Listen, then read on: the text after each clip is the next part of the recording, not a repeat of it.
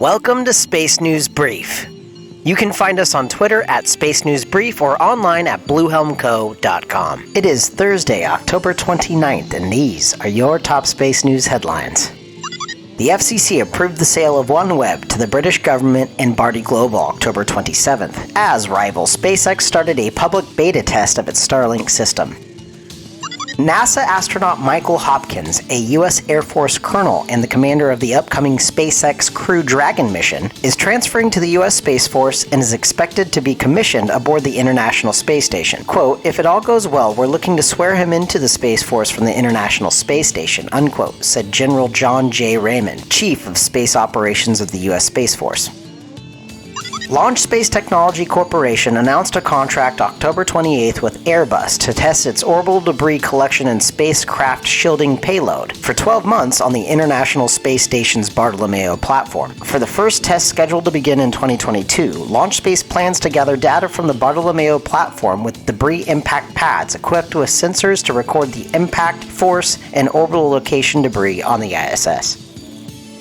General Atomics announced October 28th the acquisition of Guidestar Optical Systems, a space and defense company based in Longmont, Colorado, which it plans to integrate into the General Atomics Electromagnetic System, or GAEMS, group. Guidestar Optical Systems, founded in 2013, focuses on designing and developing optical systems for directed energy and laser communications. Redwire acquired Roccor, another Longmont, Colorado company. This company is known for deployable spacecraft structures and signaled its intentions to continue expanding in an effort to become a leading space infrastructure company. Terms of the transaction were not disclosed. Roccor, founded in 2012, supplies deployable booms, structures, antennas, thermal products, and solar arrays for spacecraft. Their technology is being used at NASA, the U.S. Defense Department, and commercial space missions.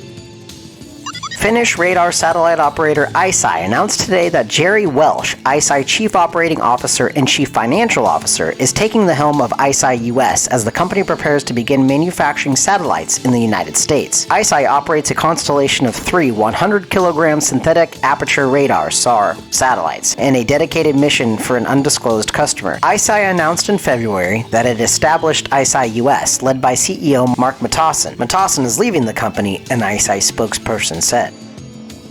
Parsons announced today it will acquire Braxton Science Technology Group for $258 million. The acquisition broadens the company's footprint in space and cybersecurity. Braxton was selected in 2017 as the systems engineering contractor for the U.S. Space Force's Enterprise Ground Services, a planned architecture that will unify spacecraft ground control operations across multiple programs. The company also won a Space and Missile Systems Center contract to add cybersecurity to the Enterprise Ground Services.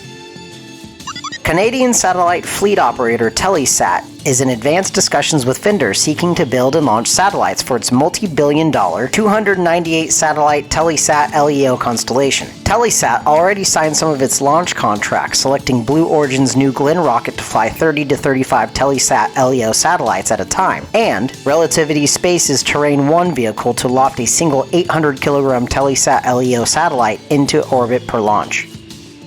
NXT Communications Corporation, or NXTCOMM, announced plans October 28th to begin demonstrating the performance of its electronically steered antenna through leased capacity on a Eutelsat communications satellite. Atlanta-based NXTCOMM unveiled its electronically steered antenna in June, which it considered a building block for a family of satellite antennas for mobile connectivity. Specifically, NXTCOMM plans to offer antennas for high-speed data transmission for aviation, military, and mobility customers.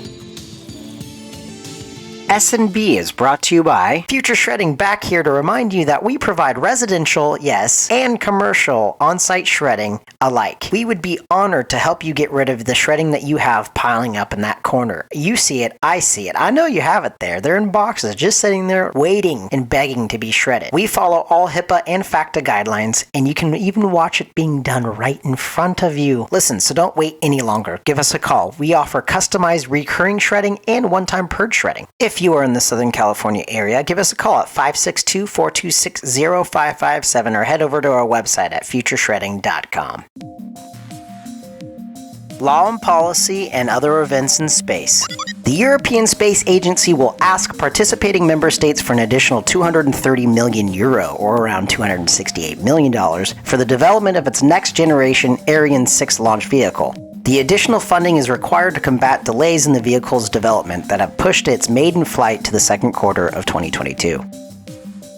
U.S. Representative Doug Lamborn, a co-chair of the recently established House Space Force Caucus, said October 28th that orbital debris is a major threat to a prosperous space economy and that better space situational awareness is crucial to protecting the sector. Lamborn said the federal government, quote, has really been working hard on this and pouring a lot of money into space situational awareness, unquote. But he also asserted that the U.S. regulations could improve and that the questions remain about the international cooperation when it comes to maintaining a safe orbital environment, including whether treaties are necessary.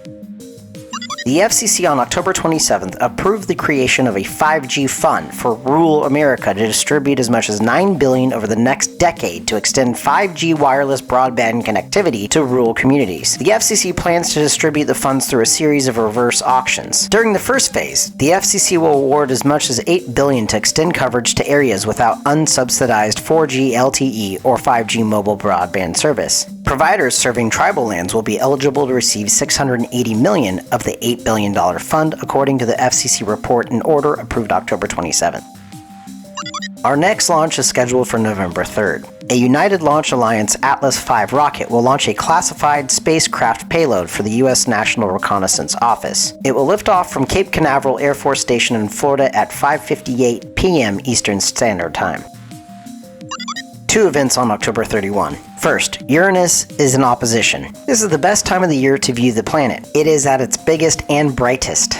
Second, this month has two full moons, which means we have a blue moon on Halloween. The moon reaches full phase at 10:49 a.m. Eastern Daylight Savings Time.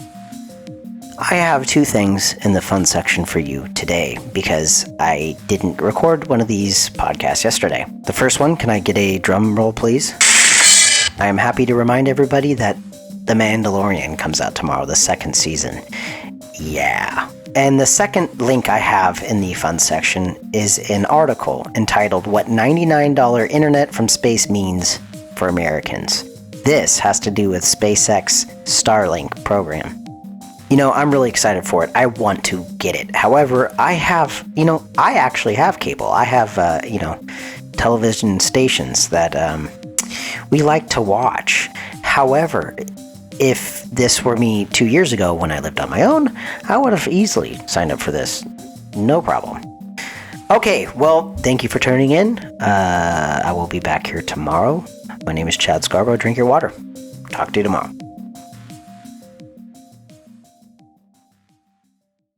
SNB is a space news aggregate that takes all the top space news headlines on the internet and presents them in a less than 10-minute podcast. In order to have complete transparency, every story talked about on this podcast is listed in the show notes. We do not take credit for writing any of these stories.